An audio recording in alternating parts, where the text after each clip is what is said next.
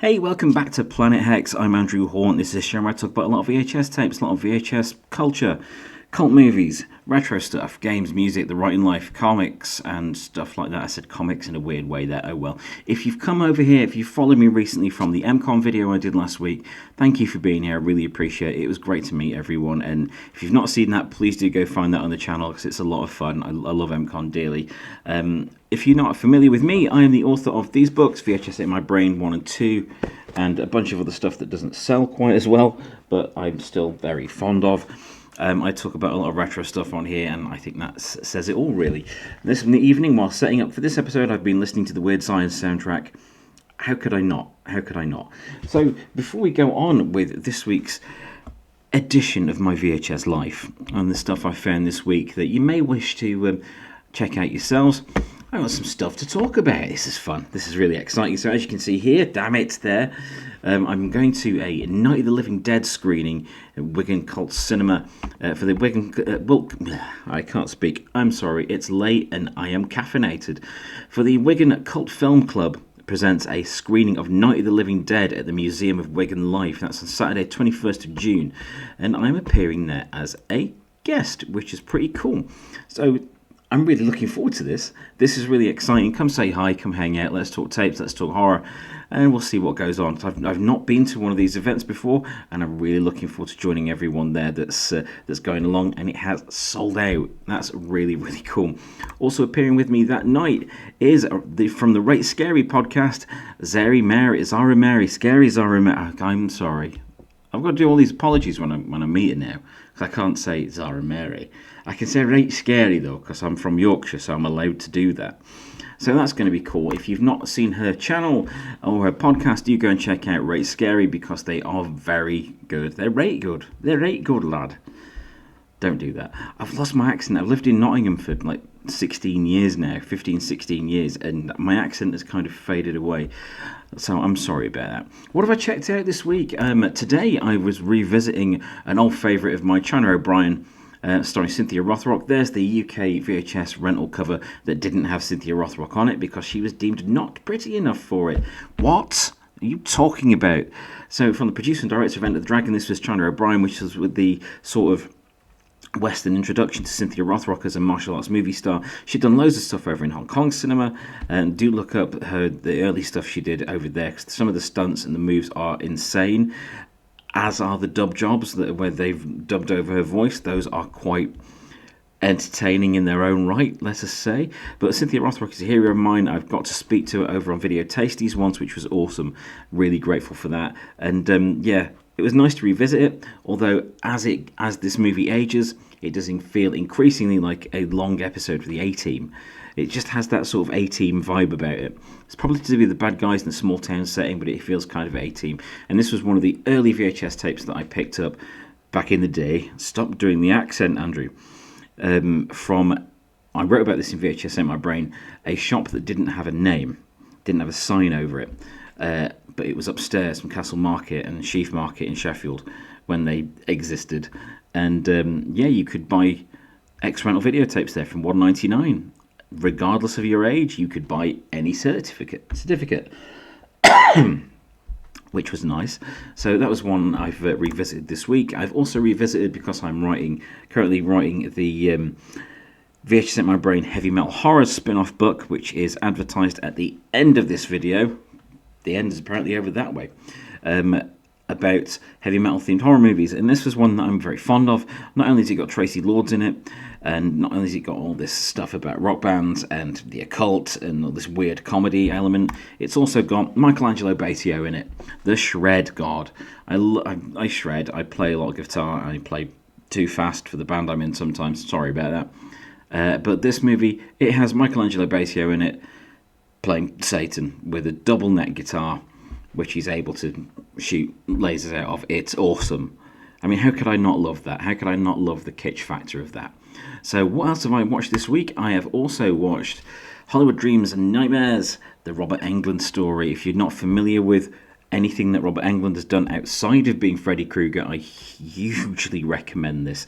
This is a really, really cool documentary. It's about 2 hours long, and it is entirely worth your time. This is a really, really cool piece of documentary filmmaking that is, it delves into not only the early days of his career and the Freddie phenomenon and what came after, but it also delves into his motivations and how he felt a little bit typecast and wondered what he could have done for a while before fully embracing his status as a horror icon. The man is a legend. From what I understand as well, I have friends that ran into him in a hotel after HorrorCon in Sheffield once, and said they sat in the bar in a hotel and just hung out with him, and he was lovely. They were staying there too, and he just turned out to be a really nice, chill guy, and I love that idea. I love that you can just sit down and get on with people. This is one of the reasons I like meeting people at conventions, like I did at MCon recently, and previous MCons and other cons I've been to. I really like meeting people and letting them know that stuff they've done has been appreciated. That's a really cool thing, and it's such a pleasure to do. Speaking of documentaries, I've also watched What We Left Behind, looking back at Star Trek Deep Space Nine. Yep, I was obsessed with Next Generation and DS9, to a lesser extent Voyager. Loved it, but not as much as DS9 and TNG. And this documentary, which I found on YouTube, it is available out there in various ways, but I did see this on YouTube as it was a suggested video. This is an amazing piece of work. Apparently it took like 6 years to complete, and you can tell there is a hell of a lot that's gone into this. Not only are there cast interviews with most of the cast of the show, pretty much all the cast of the show, there's some fascinating stuff with the writers. They actually stage a writer's room where they try and come up with the first episode of what would be an 8th series of Deep Space Nine.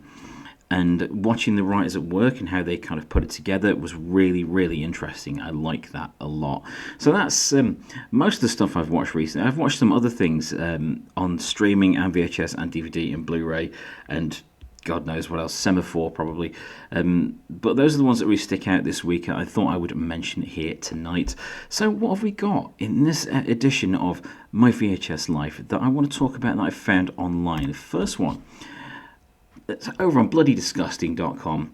Full Moon brings Puppet Master uncut to VHS with previously unseen extra footage. Now, I know this is going to be expensive, and I probably won't be able to get it in the UK, as is usually the case with a lot of things that are awesome and come out in the States.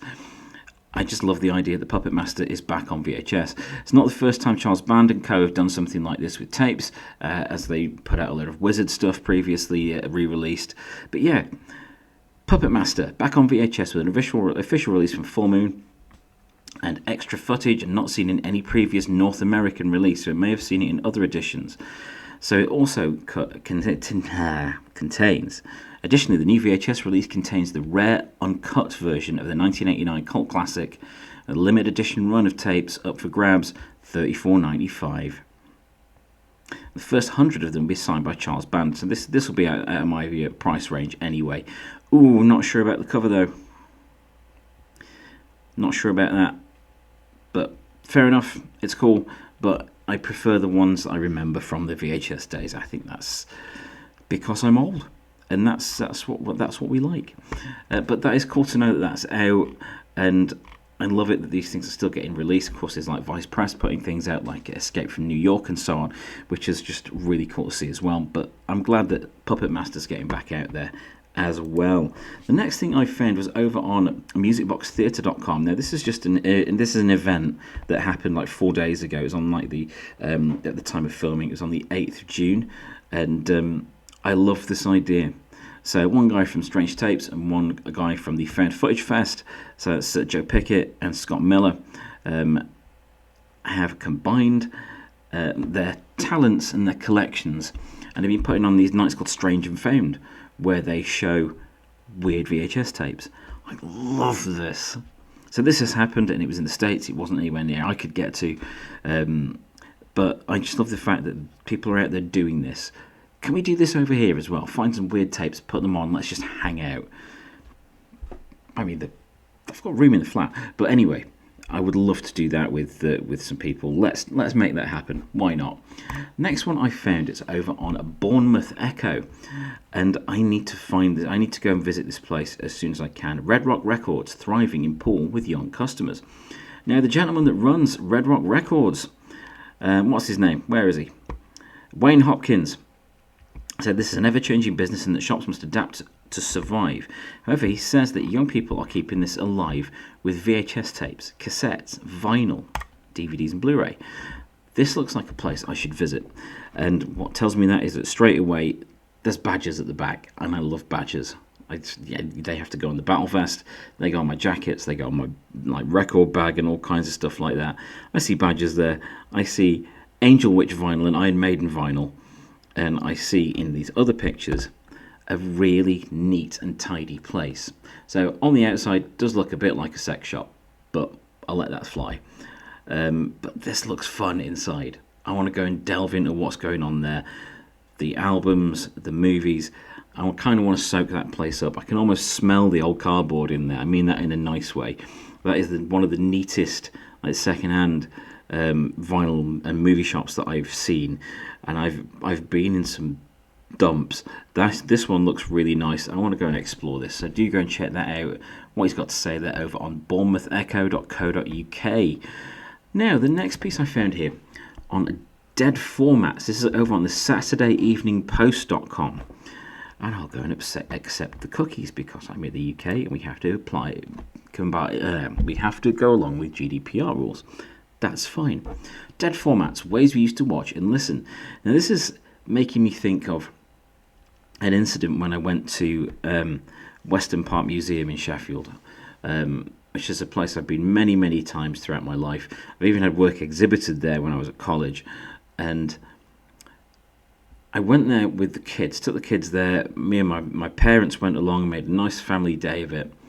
And what I found in there, as museum exhibits, were things I had as a child, like Transformers, Ghostbusters toys, old video game stuff, handheld LCD games, an Atari 2600, that sort of stuff. And it was just like, oh, I'm getting old. This is weird. The stuff that is very familiar to me, that gives me that familiar nostalgic pang, is now museum exhibits.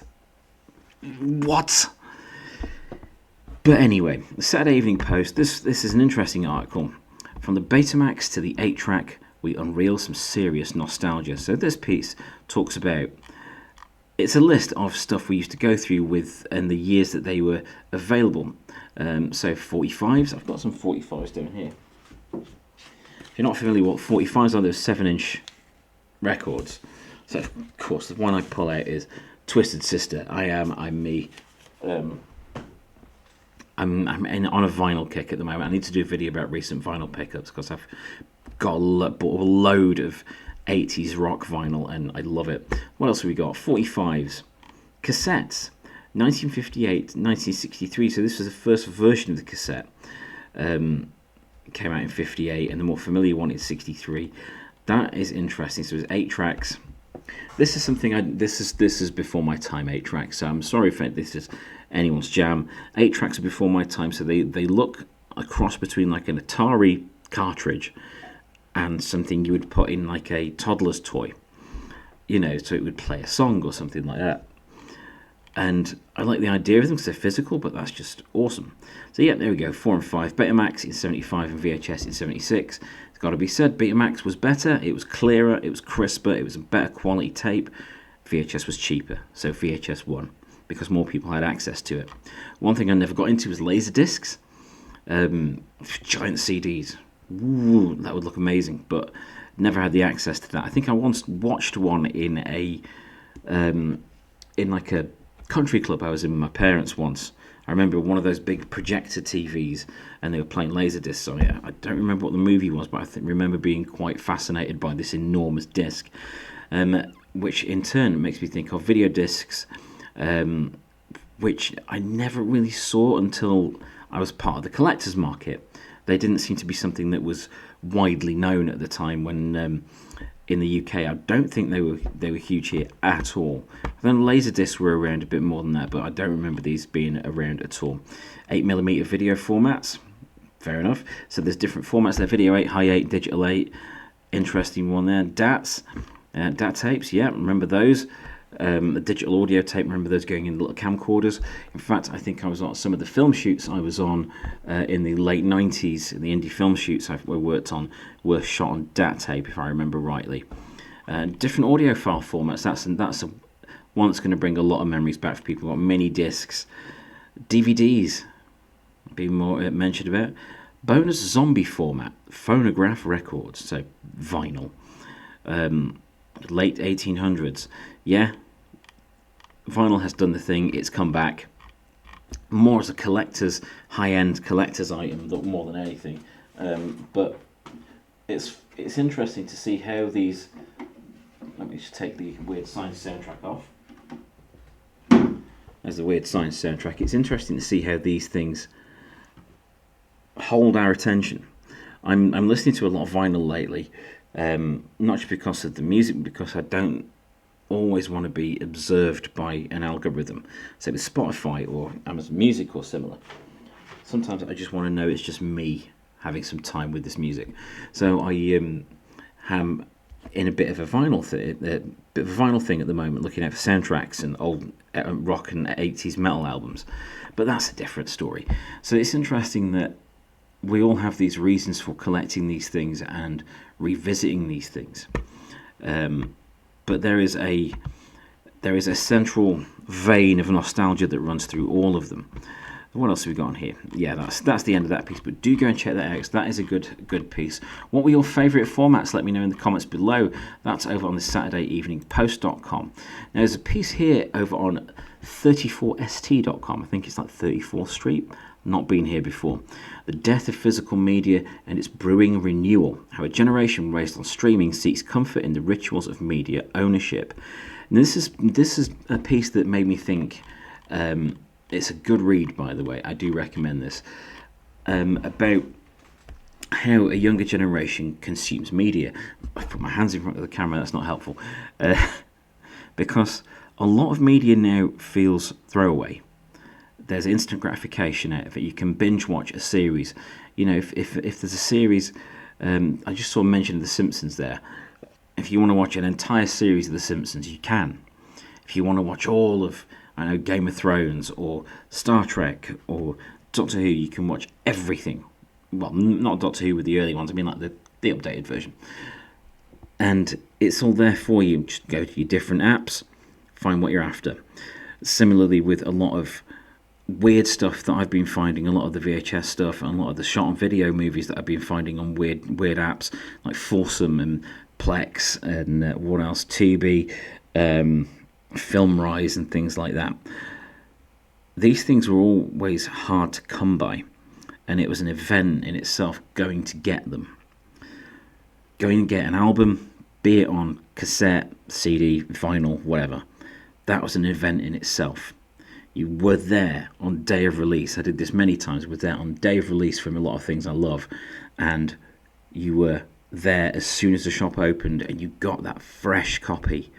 And it was exciting and it was brand new. And you didn't know what it would contain. Is this going to be amazing? Is this going to be terrible? Is this going to change my life? What's going to be my favourite song on it? I wonder what it says on the liner notes, that sort of thing. This is an interesting experience that the current generation just does not have. Granted, we've got HMV and FOP and Amazon and so on, where you can get physical media, but a lot of the younger generation just have not had the experience of getting physical media. You know, there'll be DVDs lying around the house, I'm sure, their parents have had, but what interest do they have in it? So it's interesting to know that there are younger people out there that are finding physical media interesting and wanting to delve into it. This is a really, really good, well thought out piece. I see the name of the site in the corner now. 34th Street. So 34st.com. This is a really good piece, and I urge you all to read this. This is a very positive piece towards how we can get younger people to appreciate stuff more. Oh my God, I sound old. What I mean by that is that with the disposable feeling that I get from a lot of current media, having something that is limited to what's on that item, that disc, that record, or whatever, is a really interesting prospect. It kind of pulls you in and makes you sit and enjoy it in full. without the urge to, thumb over to something else. Do you recommend that piece? Do go and check that out. I keep seeing this movie, Conjuring Tapes, suggested to me on Prime, so I'm gonna give this a go. I think this was posted over on iHorror on 3 weeks ago. So this was in May. This was posted, but I've only just seen this. A look at Conjuring Tapes, a good attempt at rehashing other ideas. So this is a horror movie made up from the contents of VHS tapes, and it has that. From what I've seen in the trailer, I've not watched the movie yet. It has that feel of the forbidden, the taboo, the the subversive because of the grain, because of the snow on the screen and the disruptions in the tracking, that sort of thing. So that's over on iHorror.com, and I'm going to check out this film this week, and I'll get back to you. I've also found here, this was a good one, over on vhsatemybrain.de, a German site. I hope I've said that right. I probably haven't. Let me say my name right most of the time. 50 years of video recorders, Sony's Betamax as a successful failure. And this is a good article on the rise and quite sudden fall of Betamax. Hugely recommended. It's a good read. And the last one I've got for you tonight, this caught my eye because I need to go here. This is over on yahoo.com, but I'm sure it is also available on other sites. This is from May 31st, and it's about the Nickel Cinema. Sex, sleaze and subversion inside London's new Grindhouse Cinema. A Grindhouse place has opened in London. Yes. I need to visit this. I need to have that experience. On an unassuming street in central London, a red-painted building passes by, its facade plastered with a close-up of the man with the X-ray eyes. Inside, I'm watching Ruggero Deodato's The Washing Machine, an Italian murder mystery involving psychosexual mind games, fridge fornication, and bleeding appliances. Hell yeah. Look at this. This is right up my street. There's records, there's movies, there's weird stuff being shown. I am absolutely up for this. Do go and check that out over on yahoo.com or wherever you will find this piece on the Nickel Cinema in London. And that's this week's round of my VHS Life. Please do check out the ad that's coming up for vhsatemybrain Heavy Metal Horrors. If you've not read the first 2 books yet, please do check those out, and any of my other stuff that you find on Amazon, it's all there. And I look forward to seeing some of you in Wigan on the 21st at the Night of the Living Dead screening. I'm really looking forward to getting into that and hanging out with some people, but I'm sure I'll get some video at that. In the meantime, thank you for watching this episode of Planet Hex.